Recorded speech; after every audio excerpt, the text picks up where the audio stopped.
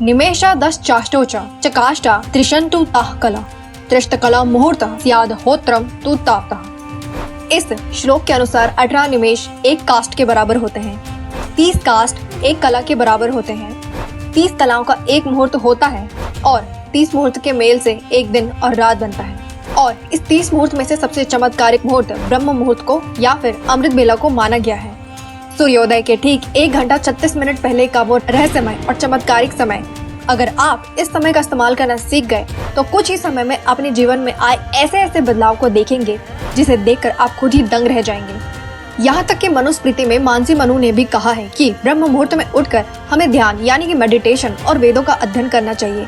अगर इतने बड़े महर्षि भी इतने कठिन वेदों का अध्ययन करने के लिए ब्रह्म मुहूर्त के समय को चुनते हैं तो इसके पीछे का बहुत बड़ा कारण जरूर होगा। जैसा कि आपने देखा कि पूरे दिन और रात को मिलाकर 30 मुहूर्त होते हैं। रुद्र, आही, मित्र, पितृ, वसु, वराह, विश्वदेवा, विधि, तत्मुखी, पुरुहूत, वाहिनी, नक्तनकारा, वरुण, आर्यमा, भग, गिरिशा, अजपाद, अहिर, बुद्ध, पुष्य, अश्विनी, यम, अग्नि, विधात्र, कंड, अदिति, जीव, विष्णु, युगिमधुति, ब्रह्मा और समुद्रम। और ये सभी मुहूर्त 48 मिनट तक चलते हैं। सूर्योदय के ठीक पहले 2 मुहूर्त होते हैं, ब्रह्म मुहूर्त, उसके बाद समुद्रम मुहूर्त।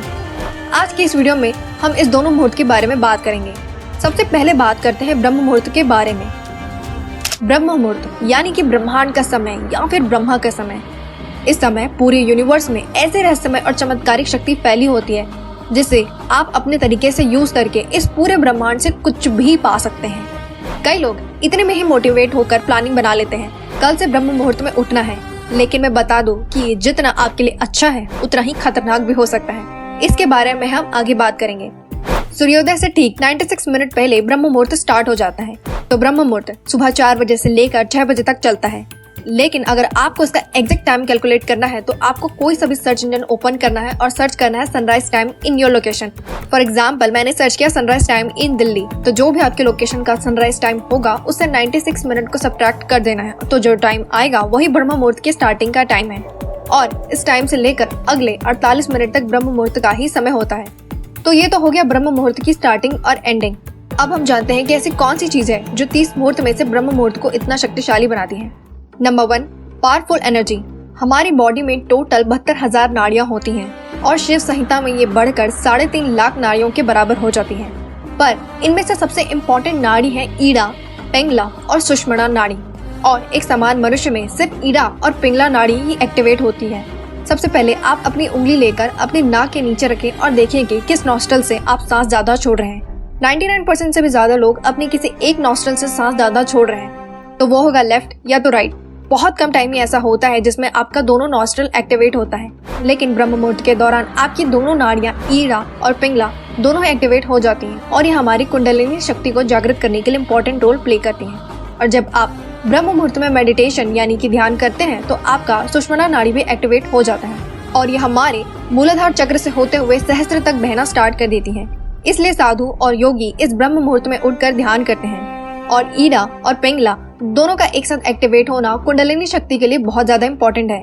लेकिन मैं रिकमेंड करूंगी कि आप किसी गुरु की उपस्थिति में अपनी कुंडलिनी शक्ति को जागृत करें, अन्यथा आपको ये नेगेटिव इफेक्ट भी दे सकते हैं। दूसरा असर, सर्केडियन रिदम। हमारी ये पूरी पृथ्वी और हमारा शरीर 5 महाभूत के मेल से बना है, आकाश, वायु, जल, अग्नि और पृथ्वी। और इन्हीं 5 तत्वों के मेल से हमारी बॉडी के 3 मुख्य दोषों का निर्माण होता है, जिसे त्रिदोष भी कहते हैं, वात, पित्त और कफ। और इन तीनों दोषों में सबसे ज्यादा इम्पोर्टेंट दोष वात दोष होता है। इसलिए हमारी बॉडी में अगर वात दोष असंतुलित हो जाता है तो हमें किसी काम में कॉन्सेंट्रेटेड या फिर फोकस नहीं फील कर पाते हैं। हमें एंजाइटी, डर और लोनलीनेस फील होता है।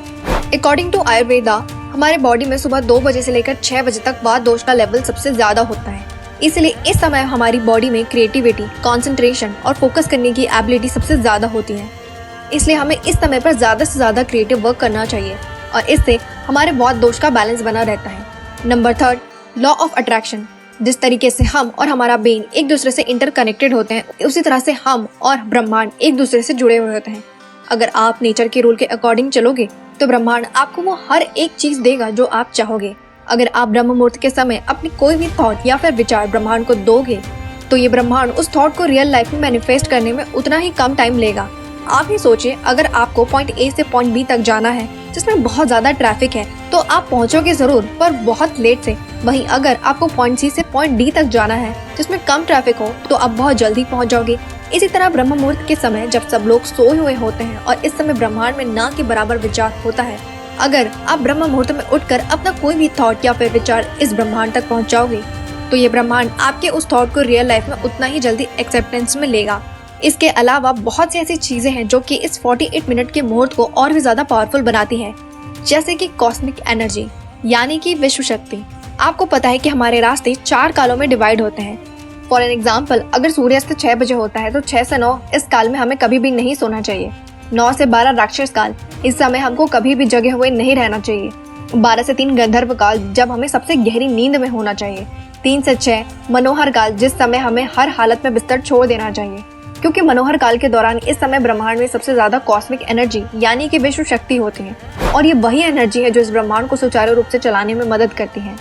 लेकिन जब हम सोए हुए होते हैं तब हमारी बॉडी में बहुत कम मात्रा में कॉस्मिक एनर्जी इंटर कर पाती है। वहीं अगर हम उठकर मेडिटेशन करते हैं तो हमारा ये ब्रह्मांड बहुत अधिक मात्रा में हमें ये एनर्जी देता है, जिससे आप कुछ दिन में महसूस करने लगेंगे कि आपका कंसंट्रेशन, आपका फोकस करने के लेवल एकदम पीक पे होगा।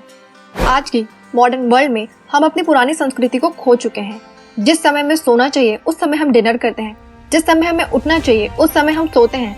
अगर फिर भी आप ब्रह्म मुहूर्त में उठ जाते हो तो इस समय आप सबसे पहले फ्रेश होकर मेडिटेशन कर सकते हैं या फिर पूजा या फिर कोई भी स्पिरिचुअल एक्टिविटी कर सकते हैं। इसके बाद आप affirmation, visualization, law of attraction जैसे सिद्धांतों पर काम कर सकते हैं। ये एक ऐसा समय है जो आपको अपने बारे में बताता है, आपको अपने बारे में जानने का मौका मिलता है।